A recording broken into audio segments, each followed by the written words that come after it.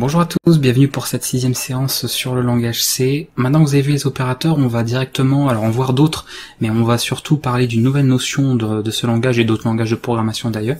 On va parler des conditions. Les conditions, c'est très rapidement une manière d'effectuer des tests, d'accord, de vérification sur en général des variables. On fait des tests sur des variables ou des valeurs en dur éventuellement, et par rapport à ça, ou des retours de fonctions, et ça on verra par la suite quand on abordera les fonctions, pour vérifier certaines choses. Par exemple, qu'est-ce que l'on fait si le résultat attendu est validé, ou si le test a échoué. Voilà, on va agir en fait en fonction des résultats obtenus par rapport à ces tests qui sont effectués. Donc on parle de structure conditionnelle, ça veut dire de réaliser des traitements sous la condition que quelque chose ait été vrai, donc validé, ou pas. Donc on va regarder ça ensemble, avec quelques petits exemples. Je vais essayer de trouver des petits exemples assez basiques, parce que le but c'est de vous expliquer un petit peu les nouvelles syntaxes que l'on va présenter dans cette séance, et surtout les nouvelles notions, notamment la notion des structures conditionnelles. La première structure très simple, ça va être une structure en if. Donc on va parler aussi de else. Donc le if va être un mot-clé qu'on va utiliser pour dire si quelque chose donc est validé. D'accord, on va regarder par rapport à ça.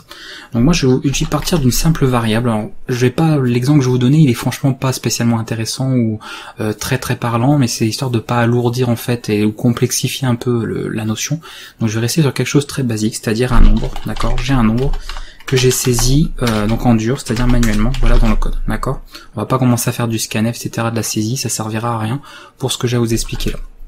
Et là, je vais faire un test tout simple, d'accord. Je vais faire une condition, donc un if, donc c'est le mot-clé. On ouvre des parenthèses tout simplement, et à l'intérieur des parenthèses, on met le test que l'on veut effectuer. Moi, je veux voir par exemple que nombre est égal à 0. S'il est égal à 0, je vais pouvoir le dire par exemple, et si ce n'est pas le cas, qu'on dise autre chose, mais ça on verra par la suite.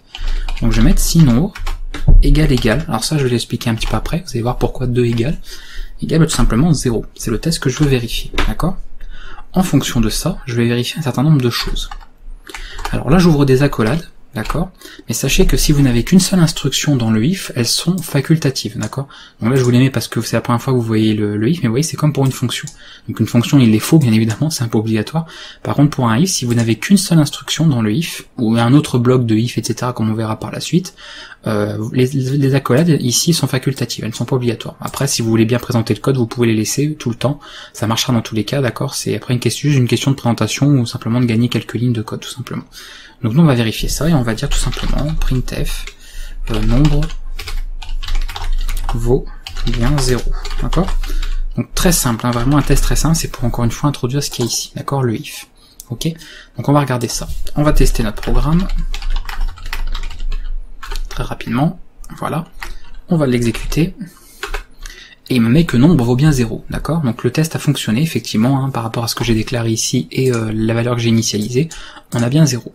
Maintenant, si je modifie, on va modifier la valeur ici, d'accord, n'importe laquelle, on enregistre le fichier, on fait une compilation bien évidemment, et j'exécute, là il n'affiche plus rien, parce qu'évidemment, nombre n'est plus égal à 0. Donc ce qui est dans la collade, vous voyez, il ne l'a pas exécuté. Contrairement à ce qu'on avait avant de voir cette vidéo, vous avez vu que chaque instruction était exécutée à la suite dans tous les cas. Là on a des cas, vous voyez, où elles ne seront pas forcément exécutées selon certaines conditions. Et là effectivement, nombre n'est plus égal à 0, donc ça ne fonctionne pas. Alors ça c'est un premier opérateur de comparaison, donc vous voyez c'est un opérateur aussi, vous avez vu les opérateurs pour les calculs la dernière fois, là on va parler des opérateurs de comparaison, il n'y a pas que celui-là, il y en a évidemment d'autres. Je vais vous les lister rapidement ici, histoire que vous ayez encore une fois un petit aperçu. Donc on a celui-là, d'accord, qui est l'opérateur de égal à. On va avoir celui-là, mais je vais en parler après, différent de. Donc on met un point d'exclamation suivi d'un égal. On va avoir bien évidemment celui-là. Donc ça c'est les opérateurs mathématiques que vous connaissez, hein. Là je vous apprends évidemment rien. Donc plus petit ou égal à, et plus grand ou égal à. Voilà, d'accord, ce sont les opérateurs de comparaison.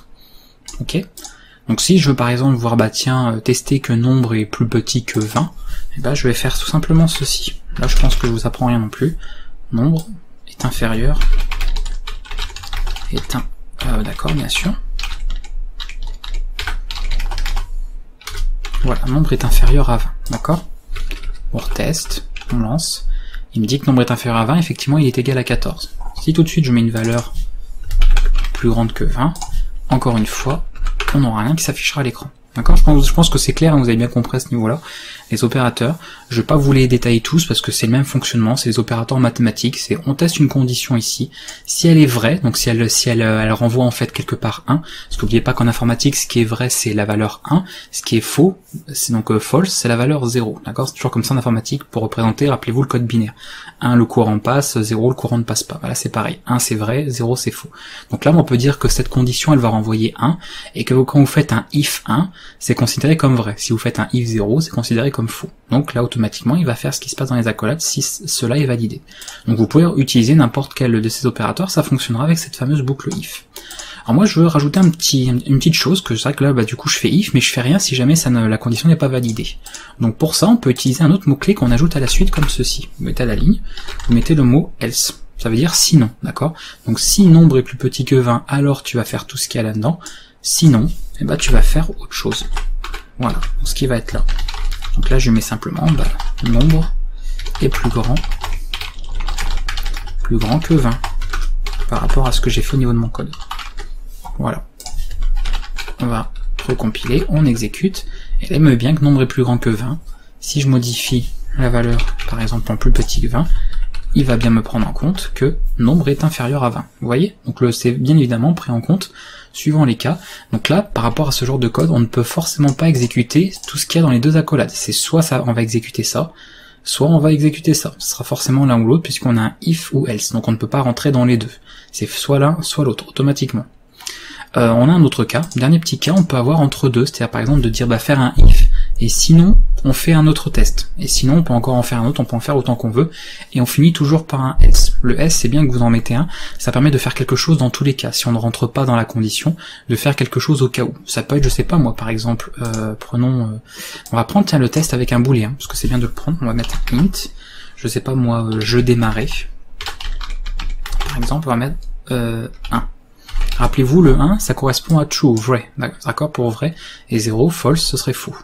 Donc je peux tester tout simplement en faisant comme ça, là j'ai même pas, donc je peux faire ça, d'accord, égal 1, mais quand il s'agit ici de vérifier si c'est vrai ou faux, on peut même carrément juste mettre le nom de la variable. If je démarrais. Donc là il va me mettre, je sais pas moi, bienvenue sur le jeu, et hop, on a quelque chose comme ça, voilà, et sinon, le jeu n'a pas été lancé. Voilà, c'est une possibilité. D'accord. Je réexécute ça. Là, il vous met bienvenue sur le jeu, parce que le jeu a effectivement été démarré. Ok. Si je mets à 0, on reteste, et il met que le jeu n'a pas été lancé. Donc ça, c'est petite précision dans un if. Vous pouvez simplement mettre le nom de la variable quand il s'agit de tester c'est égal, si c'est vrai ou faux, tout simplement. Si vous voulez tester l'inverse, vous mettez un point d'exclamation. Là, comme c'est égal à, c'est pour dire en fait n'est pas à 1, d'accord? Il est donc à 0. Donc là, évidemment, on va retrouver l'effet inverse, d'accord? Il dit que le jeu effectivement a démarré, puisque voilà, il vérifie en fait si c'était égal à 0, d'accord, quand vous mettez ça. Donc c'est faux en fait. Est-ce que je démarrais est égal à faux, donc égal à 0? Bah oui, il est égal à 0, donc je fais ça. Ok? Donc ça c'est un petit une petite précision par rapport au if. Alors on peut faire autre chose, j'en peux très bien, donc je vais prendre autre chose comme exemple. Je sais pas, mais on peut prendre par exemple l'âge, on va prendre l'âge parce que c'est quand même quelque chose d'utilisé assez souvent. Mettre 15. Vous pouvez très bien dire, je sais pas moi, si l'âge est bon, déjà plus petit que 0, plus petit que 1, pardon. Tu n'es pas né, mettre ce genre de choses. Et on peut faire un else if, qui va dire sinon si, donc il teste d'abord ça. Est-ce que âge est plus petit que 1? Si c'est le cas, il va faire ce qu'il y a là. Sinon, il va faire la condition suivante, donc le nouveau if. Sinon, si, si quoi? Sinon, admettons, si âge, je sais pas moi, et qu'est-ce qu'on peut dire? Égal à 10, je sais que c'est complètement bizarre. Donc, mais je prends, c'est vraiment pour vous donner des exemples assez simples quand même. Tu as 10 ans. Et sinon, donc sinon, hein, d'accord? C'est-à-dire que si âge n'est ni plus petit que 1 ni égal à 10, on va mettre autre chose. On peut l'afficher par exemple, admettons. Voilà, ça fera des petites révisions sur l'affichage d'une variable dans un printf. Donc là, on teste, hop, donc là il met que âge égale D, alors oui bien sûr, ce qui est normal, hein. Excusez-moi, je me suis trompé dans le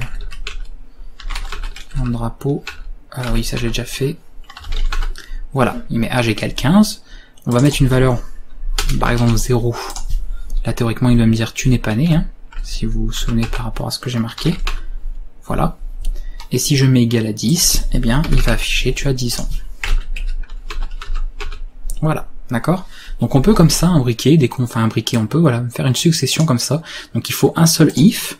Par contre, les else if qui sont collés au if, vous pouvez en mettre autant que vous voulez, et un seul else à la fin, tout à la fin. Après, si par contre vous faites ceci, d'accord, de if, il faut qu'ils soient séparés. Mais ça veut dire que vous voyez là, comme ils sont séparés, le if là va essayer de se faire tout seul. Si on ne rentre pas dedans, ben on passe à ce test là.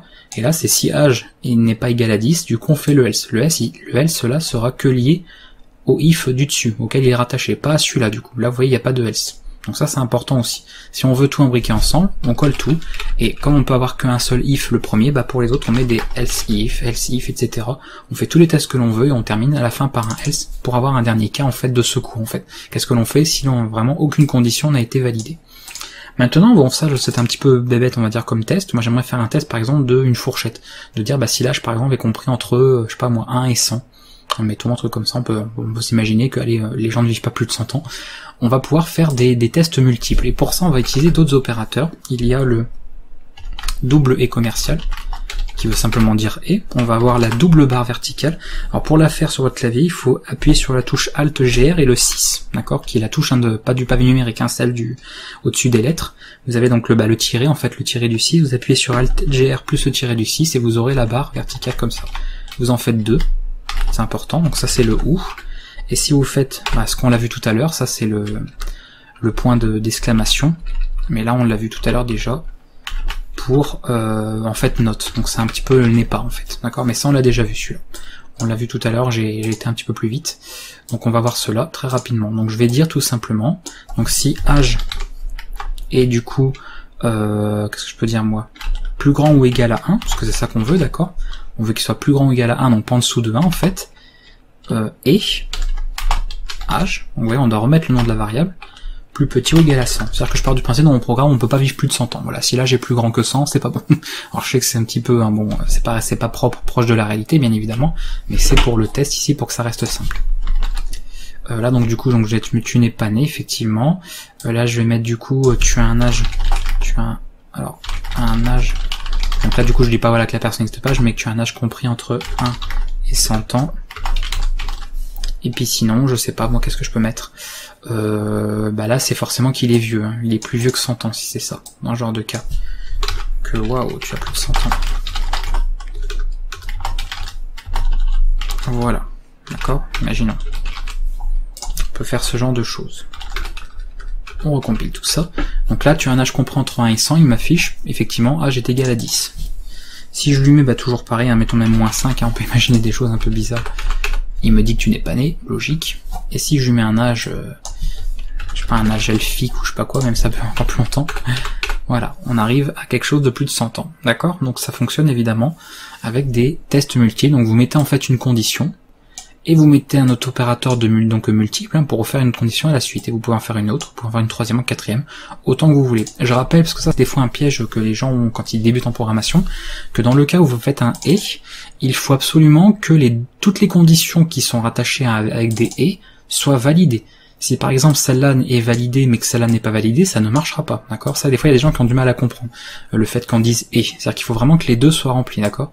C'est automatique. Si on vous dit par exemple il faut que votre sac soit rouge et qu'il soit grand, il est rouge mais pas grand ou qu'il est grand mais pas rouge, ça ne marchera pas, d'accord. Bah là c'est pareil. Et si vous avez le ou, ça veut dire que c'est qu'une seule des conditions, d'accord.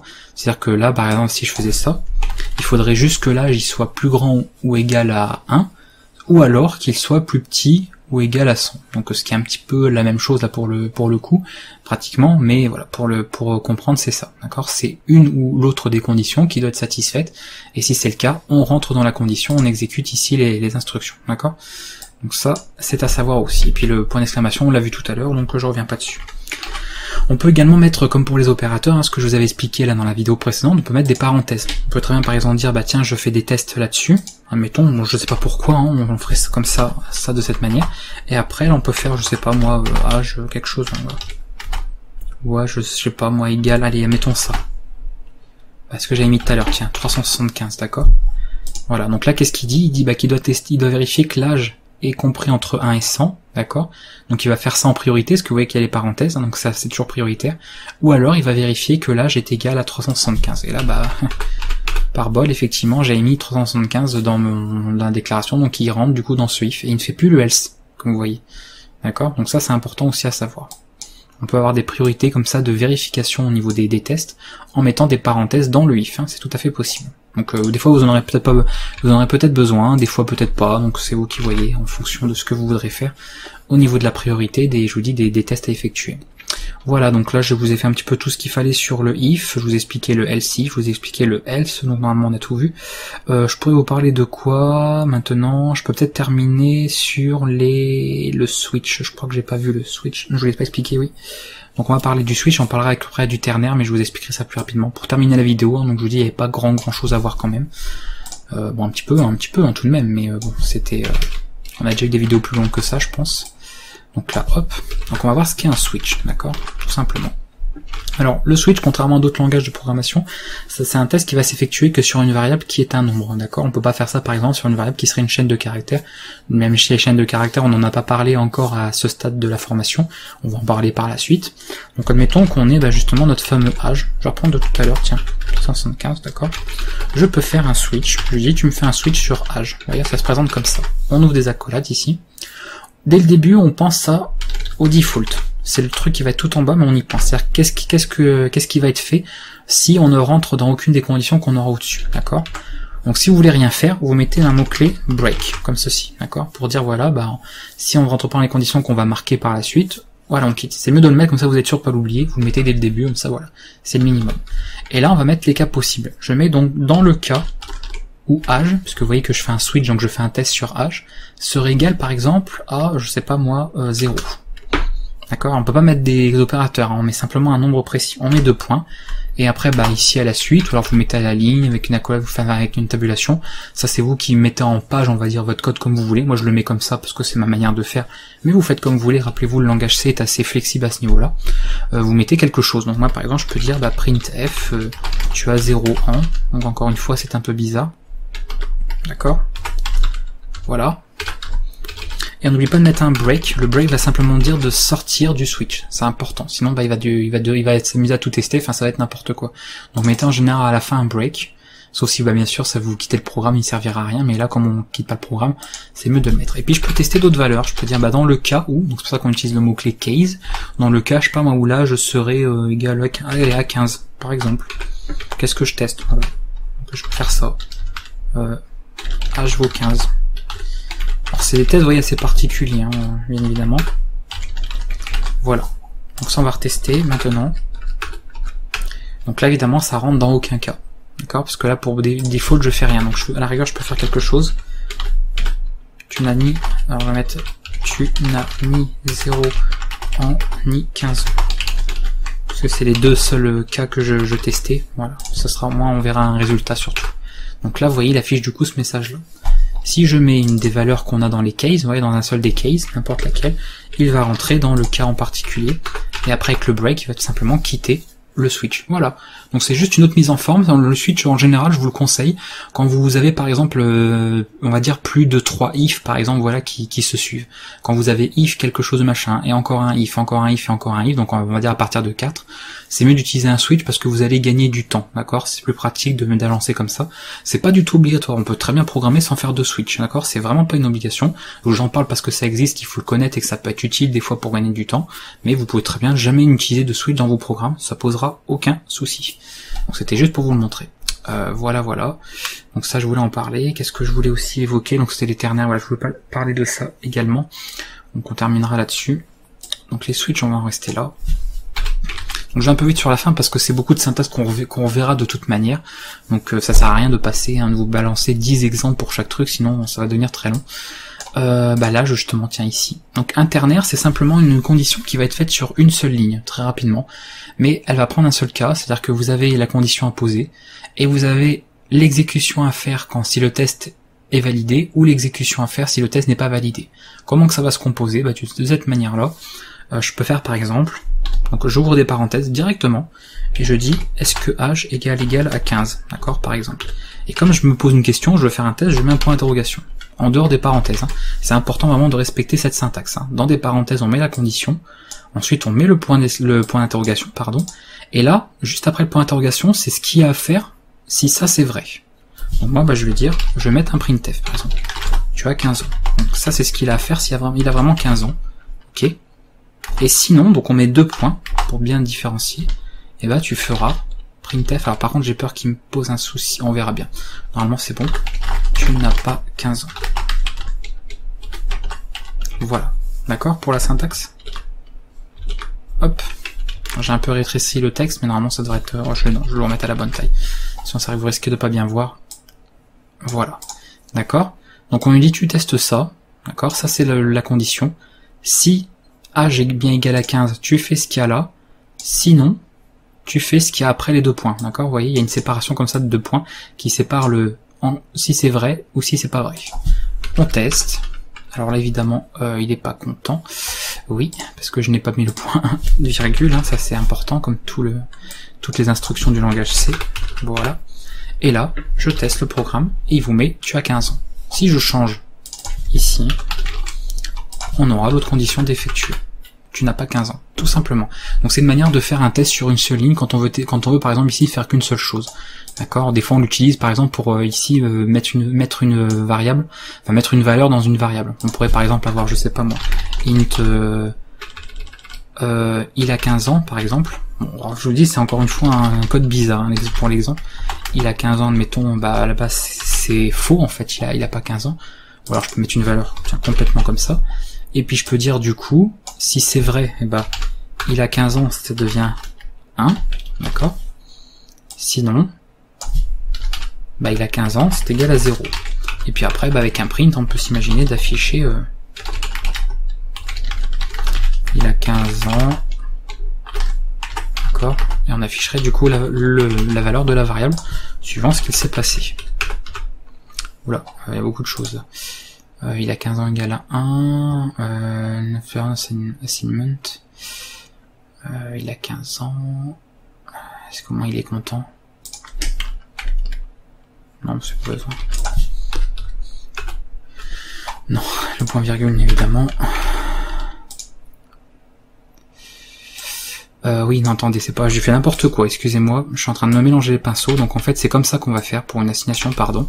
Voilà, vous mettez 1, 0, d'accord, donc si c'est vrai, c'est égal à 1, si c'est faux, c'est égal à 0, et comme on va ici stocker quelque chose, donc on va avoir un retour, on va le stocker dans une variable de cette manière.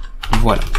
On va dire il a 15 ans est égal au résultat de cette condition, d'accord, donc vous voyez le ternaire est dans une variable. Si c'est vrai, on y stocke 1, si c'est faux, on y stocke 0. Je sais pas pourquoi j'étais parti pour mettre le nom de la variable là-dedans, j'ai dit n'importe quoi, mais bon, c'est pas grave. Voilà, donc on fait comme ceci. Et là, évidemment, des fois on est parti comme ça sur une idée, complètement n'importe quoi.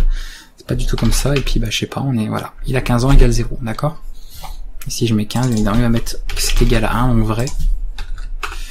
Voilà, ok. Donc ça c'est tout simplement ce qu'il y a à voir pour le ternaire. Donc le ternaire c'est pareil, c'est juste une méthode raccourcie pour faire une condition simple comme ça. On peut des fois, vous voyez, stocker un résultat dans une variable, et en mettant le ternaire en fait comme ce qu'on affecte. On affecte en fait le retour, donc le résultat d'un ternaire, dans une variable qu'on peut ensuite exploiter dans notre programme. Donc c'est tout ce que je voulais vous montrer au niveau des structures conditionnelles, le fameux if, else, elif éventuellement, le switch qui est important à savoir aussi pour gagner du temps, et le ternaire qui est un petit plus à connaître, parce que des fois vous pourriez tomber sur ce genre de syntaxe, c'est bien de savoir que c'est un ternaire et en quoi ça consiste, puisqu'il y a beaucoup de petits caractères, tout ça, donc c'est pas forcément logique en fait ou compréhensible comme ça au premier coup d'œil. Et bien on va s'arrêter là pour cette vidéo. Donc c'était les conditions. Pour la prochaine nous parlerons des boucles, hein. Donc c'est une nouvelle notion également du langage, et on se retrouvera, je vous dis, là-dessus avec d'autres exemples pour mettre en place tout ça. Donc on travaille sur des conditions aussi, hein, puisque vous allez évidemment les employer un petit peu partout dans vos programmes. Je vous dis à très bientôt et puis à la prochaine fois pour la séance numéro 7.